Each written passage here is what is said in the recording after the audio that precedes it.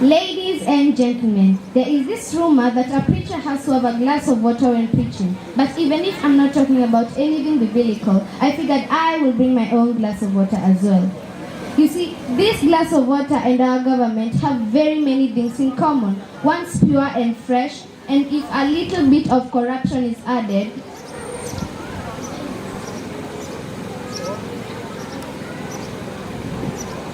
as you can see, nothing is the same anymore. So, corruption. I know we have all come across this word before. Well, corruption is a form of dishonesty or criminal offense undertaken by a person or organization entrusted with a position in authority to acquire illicit benefit or abuse of power for their own personal gain. Sounds lengthy and confusing, right?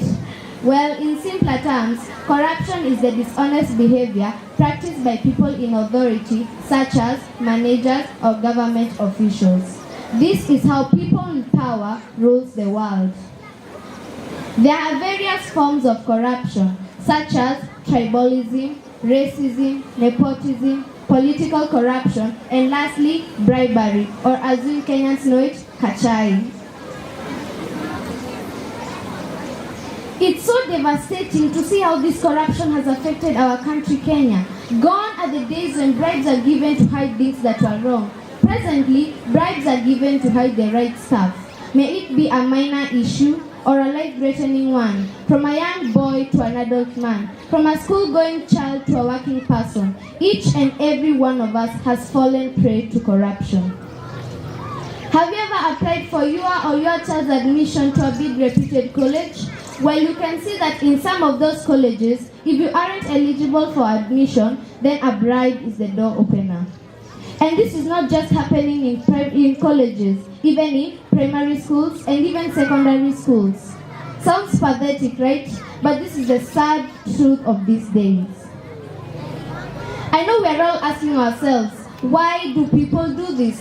Some of these causes of corruption are 1. Greed of money, 2. Lack of value-based education, 3. Gender inequality, 4. Political instability, 5. High level of bureaucracy and inefficient administrative structure. Some of these ways to reduce corruption are 1. We should report any case of corruption without any hesitation. All the government, non-government, public, private, and educational sectors should stand together against corruption.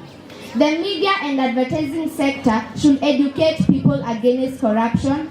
And we should offer our children more value-based courses to enable better citizens for tomorrow. So, to conclude, corruption is making life worse for the commoner, but it is only the commoner who can make a change. So, instead of praying for change, let us be the change. Together, let us stand in favor of the commoner and not the corruption. Let us eliminate the corruption in our government and turn the government pure again. Thank you.